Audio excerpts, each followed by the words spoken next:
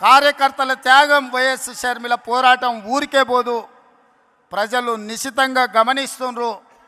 2029లో ఈ దేశానికి రాహుల్ గాంధీ గారు ప్రధానమంత్రి అవుతారు. ఆంధ్రప్రదేశ్లో కాంగ్రెస్ పార్టీ అధికారంలోకి వస్తుంది. ఇదే వైఎస్ఆర్ చివరి కోరిక. ఈరోజు చాలామంది ఆయన పేరు మీద అన్ని రకాల లబ్ధి పొందినారు. కుటుంబ సభ్యులుగా వారసత్వం రాదు.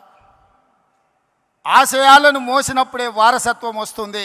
ఆశయాలను మోసే వాళ్ళనే వారసులుగా ఈరోజు మనం గుర్తించాలి, గౌరవించాలి. వైఎస్ఆర్ ఆశయం ఈ దేశంలో కాంగ్రెస్ బలంగా ఉండాలి.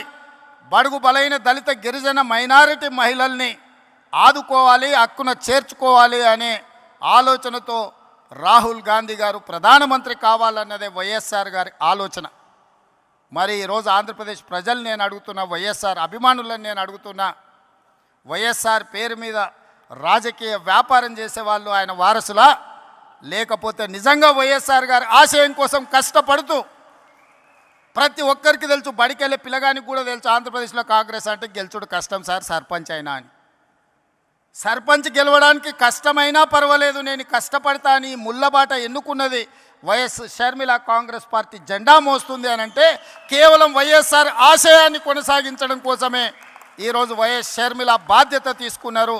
తెలంగాణ రాష్ట్ర ముఖ్యమంత్రిగా, తెలంగాణ కాంగ్రెస్ పార్టీ అధ్యక్షుడిగా గాంధీ కుటుంబానికి వారిచ్చే ఆదేశాలను పాటించేవాడిగా 100% మీకు అందరికీ అండగా నిలబడతాం.